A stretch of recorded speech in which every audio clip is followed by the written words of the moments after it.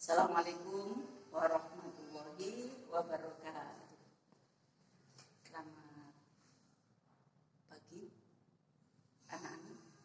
Pada pertemuan kali ini Ibu akan melanjutkan materi pelajaran yang sudah saya jelaskan pada pertemuan minggu yang lalu, yaitu tentang teori masuknya Islam ke Indonesia. Bahwa di kelas 9 ini indikator yang harus kalian kuasai adalah mengidentifikasi masuknya Islam melalui perdagangan.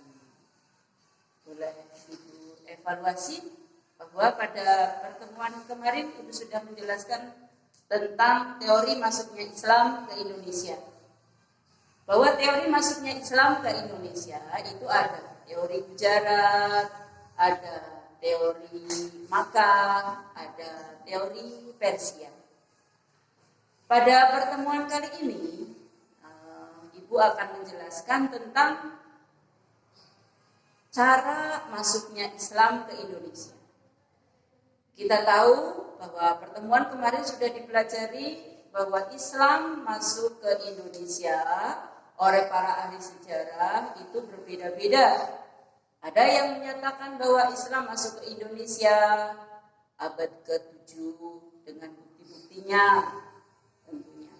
Ada yang menyatakan bahwa Islam masuk ke Indonesia abad ke-8.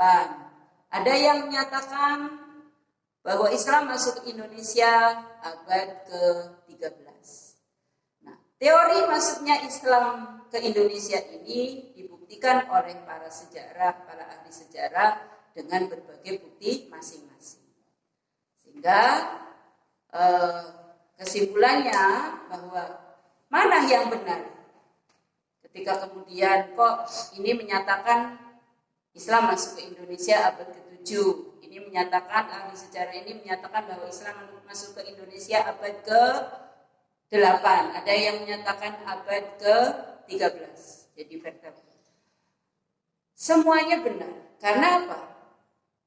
Ada bukti yang menyatakan bahwa Islam masuk ke Indonesia abad ke-7, 8, dan juga 13.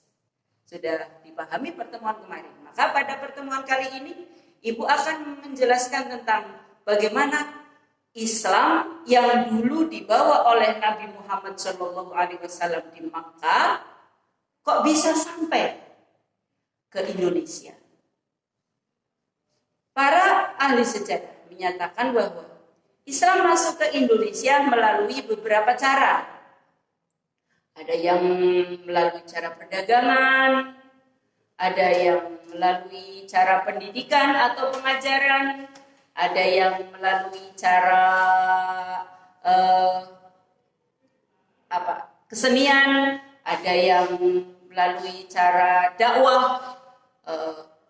Itu semua adalah cara-cara yang kemudian kenapa Islam bisa dari Makkah bisa berkembang di Indonesia.